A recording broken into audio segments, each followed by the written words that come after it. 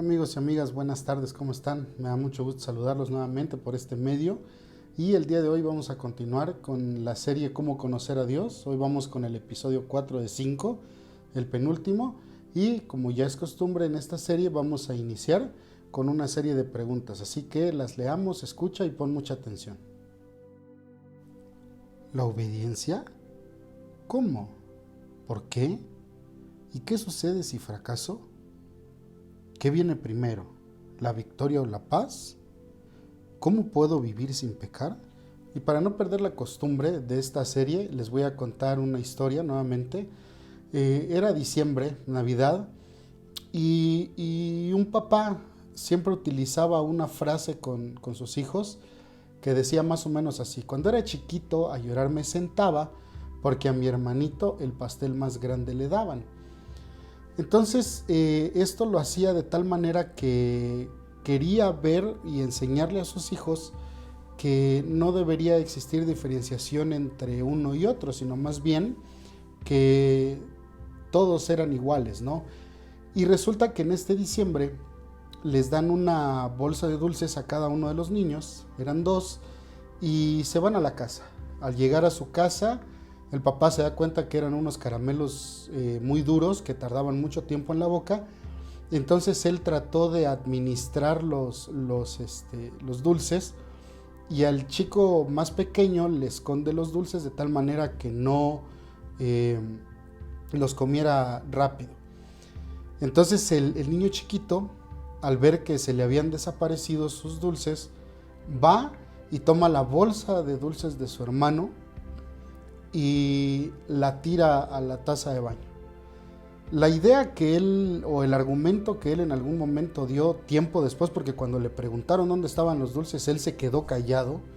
Sin embargo, después de que ya se dio la situación y se descubrió qué había pasado, el chico manifestó que era porque estaba preocupado por su hermano mayor, ¿no?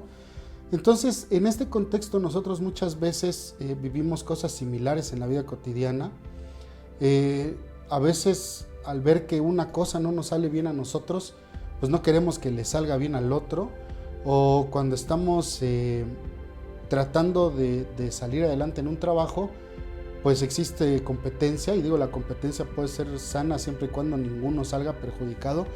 Pero la pregunta es, ¿por qué hacemos estas cosas? ¿Por qué competimos? ¿Qué nos impulsa a competir? O peor aún, ¿por qué manifestamos entusiasmo en los que ganan, en los ganadores, y a los perdedores pues no les hacemos caso, ¿verdad?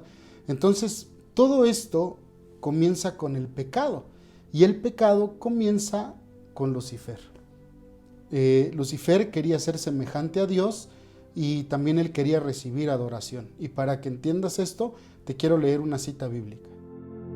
En el libro de Isaías, capítulo 14, versículos del 12 al 14, dice: Lucero, hijo de la mañana, tú has dicho en tu corazón: subiré al cielo en lo alto, hasta las estrellas de Dios levantaré mi trono, y me sentaré en el monte de la asamblea, en las regiones más distantes del norte. Subiré sobre las alturas de las nubes, y seré semejante al Altísimo.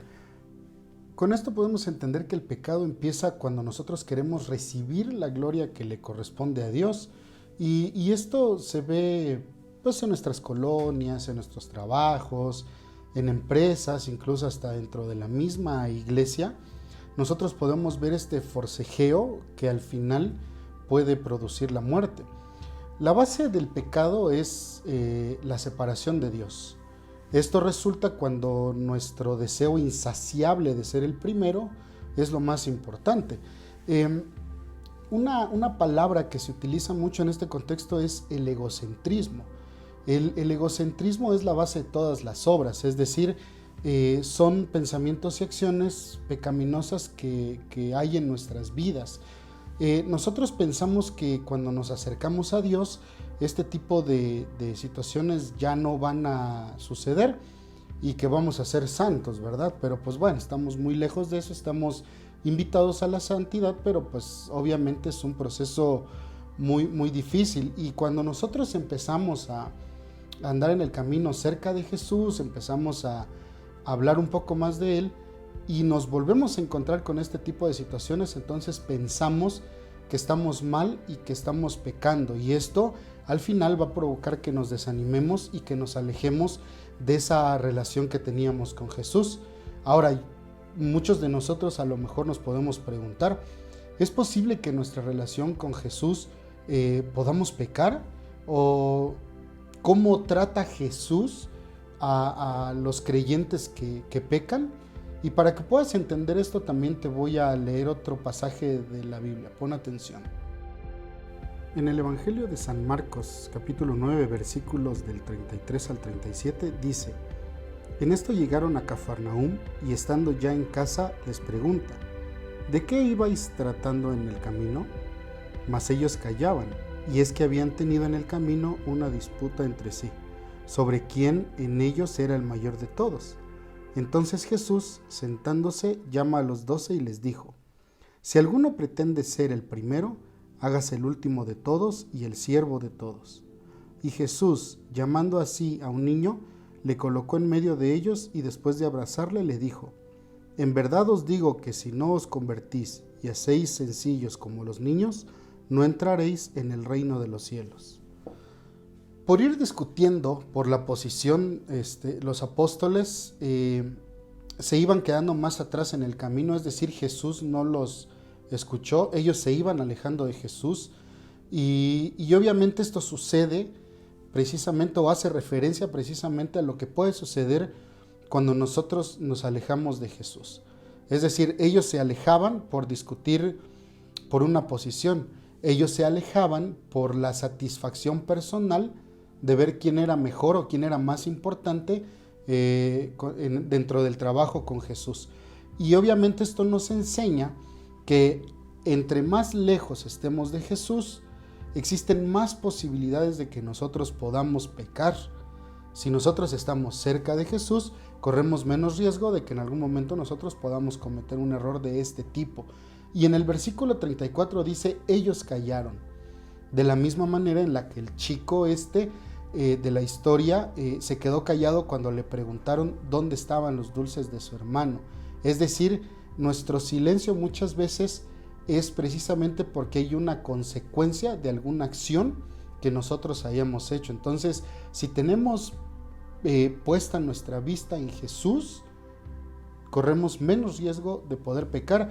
Y Jesús nos enseña que lo primero que tenemos que hacer es entregarnos a nosotros mismos, que es lo que decía en el ejemplo del niño, ¿no? Entonces, también lo menciona dentro de la carta a los Filipenses. Observemos.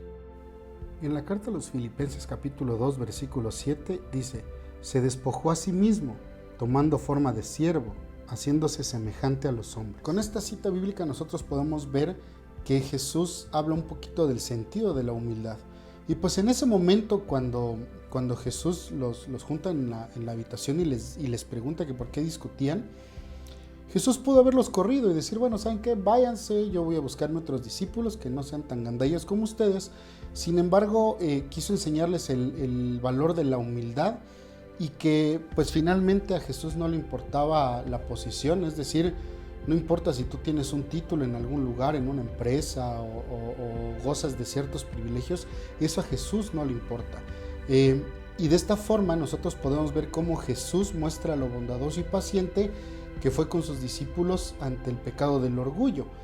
Y pues posiblemente dentro de los 3 años que ellos acompañaron o anduvieron con Jesús, continuaron tal vez cometiendo este error o este pecado, pero aún en esa situación vemos cómo Jesús los trataba a cada uno de ellos. Y pues al final era un proceso de conversión y de santificación de parte de los discípulos, y pues obviamente es algo que nosotros también tenemos que comprender. Nuestra conversión y nuestra santificación es un proceso de todos los días. Y posiblemente dentro de tu conversión, dentro de tu santificación, puedas llegar a cometer un error y dices: no, Dios mío, ya pequé, Dios no me va a perdonar. Pero mira qué te contesta Dios.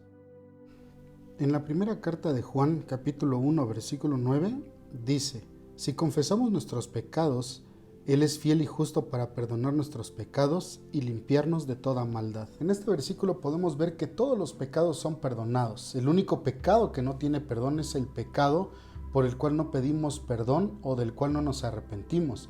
Y en el Evangelio de San Juan capítulo 3 versículo 17 dice: porque no envió Dios a su Hijo al mundo para condenar al mundo, sino para que el mundo sea salvo por él. Es decir, Jesús no te condena. Y para que puedas comprender esto, te voy a parafrasear la historia de la mujer adúltera que se encuentra en el Evangelio de San Juan, en el capítulo 8, versículos del 1 al 11.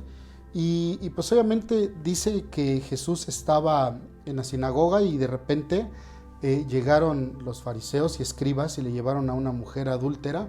Le dijeron: mira, te la trajimos porque la encontramos pecando. A lo que Jesús los vio y pues se la aventaron ahí en medio. Y dice la lectura que Jesús se inclinó y en el piso comenzó a escribir algo en la tierra. No dice en la Biblia qué, pero yo creo que decía: no les hago caso, no les hago caso, no les hago caso, ¿verdad? Sin embargo, pues esto lo hacían para tentar a Jesús. En eso se levanta nuevamente Jesús y les dice: bueno, aquel que esté libre de pecado, pues que arroje la primera piedra. Y dice la escritura que se volvió a poner en la tierra a escribir. Y pues yo creo que tampoco dice que escribía, pero yo creo que ya la segunda escritura decía: ya que se vayan, ya que se vayan, ya que se vayan, ¿no? Al final se levanta y entonces voltea y dice: bueno, ¿y dónde están? Ya no hay ninguno. Y dice: mujer, ¿quién te condena? Y la mujer dice: no, pues ya no hay ninguno, ¿verdad? Entonces dice: ok, yo no te condeno. Vete, pero no peques más. Es decir, Dios, Jesús, en su infinita misericordia, ama al pecador, pero detesta y odia al pecado. Nosotros, solo cuando tengamos esta experiencia cercana con Jesús, vamos a conocer que no existe la condenación. Vamos a conocer que Jesús nos acepta tal y como somos, y en ese momento vamos a sentir paz, y ese va a ser el comienzo de la transformación de nuestra vida, y en donde nosotros vamos a menguar, vamos a hacernos más pequeños para que Jesús vaya creciendo en nosotros y podamos bendecir a los demás y bendecirnos a nosotros mismos.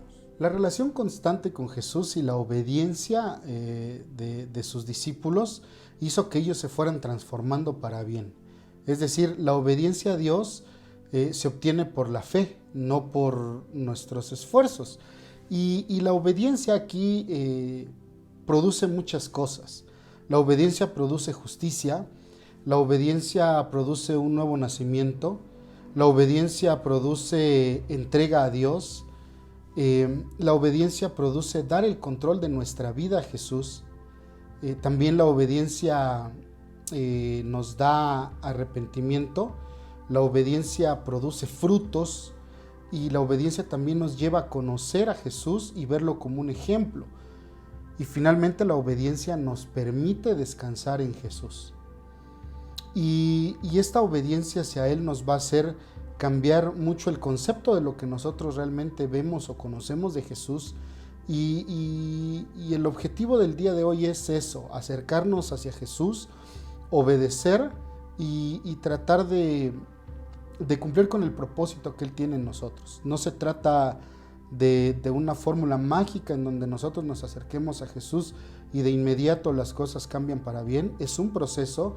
Hablábamos acerca de la conversión y de la santificación. Entonces, lo primero que tenemos que hacer es obedecer. ¿Y cómo vamos a obedecer? En la carta a los Filipenses capítulo 1 versículo 6 dice: y estoy seguro de que Dios, quien comenzó la buena obra en ustedes, la continuará hasta que quede completamente terminada el día que Cristo Jesús vuelva. Con esto podemos comprender que Jesús ya tiene un propósito para nosotros y pues obviamente en esto tenemos que recibir nosotros 3 dones, que es el perdón, la salvación y la obediencia. Pero ¿cómo los vamos a recibir o cómo los vamos a ejercitar? Pues obviamente por medio de una relación constante y una comunión con Jesús. Es decir, nosotros podemos elegir mantener una relación con Dios día a día, y pues el resultado de conocer a Jesús va a ser la obediencia.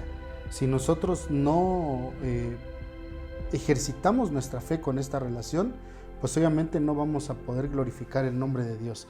Entonces, esta es la invitación el día de hoy, que desarrollemos el perdón, que trabajemos más en la obediencia hacia Jesús, pero sobre todo que podamos mantener esta relación constante con Él. Así que esta fue la plática del día de hoy, el episodio del día de hoy. Espero que haya sido de bendición para tu vida, y el día viernes nos vemos, si Dios quiere, para el último episodio de la serie Cómo conocer a Dios. Así que cuídate mucho, que Dios te bendiga. Te pido que me ayudes a compartirlo para que el mensaje de salvación de Jesús llegue a muchas más personas, y en este tiempo difícil de pandemia mucha gente pueda encontrar alivio y consuelo en Jesús. Que Dios te bendiga.